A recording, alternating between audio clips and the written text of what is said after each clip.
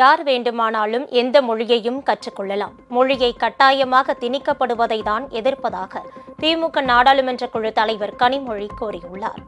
தூத்துக்குடியில் சாலையோர வியாபாரிகளுக்கு அடையாள அட்டை மற்றும் சான்றிதழ் வழங்குதல், நகர்ப்புற ஆரம்ப சுகாதார மையங்களுக்கு மருத்துவ உபகரணங்கள் வழங்கும் நிகழ்ச்சி தூத்துக்குடியில் நடைபெற்றது. இதில் கலந்து கொண்ட கனிமொழி பின்னர் செய்தியாளர்களிடம் பேசினார். அப்போது எந்த மொழியையும் விருப்பத்தின் பேரில் படித்துக் கொள்வதில் யாருக்கும் ஆட்சேபனை இல்லை என்று கூறினார். ஆனால் மொழி திணிப்பு மற்றும் ஹிந்தி திணிப்பை தான் திமுக எதிர்ப்பதாக அவர் குறிப்பிட்டார். திராவிட முன்னேற்ற கழகத்துக்கோ இல்லைன்னா தமிழ்நாடு அரசோ தமிழக மக்களோ யாரும் எந்த மொழியும் படிக்கக்கூடாதுன்னு யாரும் சொன்னதில்லை. ஒரு மொழி திணிப்பு என்று வரும்பொழுதுதான் அதை எதிர்க்கிறோம். அதை தான் அவங்க புரிந்து கொள்ள வேண்டும். மொழியை ஒரு சாய்ஸாக எடுத்து படிக்கிறதுக்கும் மொழியை திணிக்கப்படும் பொழுது வேறு வழி இல்லாமல் அதை படிக்க வேண்டிய அவசியம் ஏற்படும் போதும் இருக்கக்கூடிய வித்தியாசத்தை பிஜேபியில் இருக்கக்கூடிய எல்லாரும் புரிந்து கொள்ள வேண்டும்.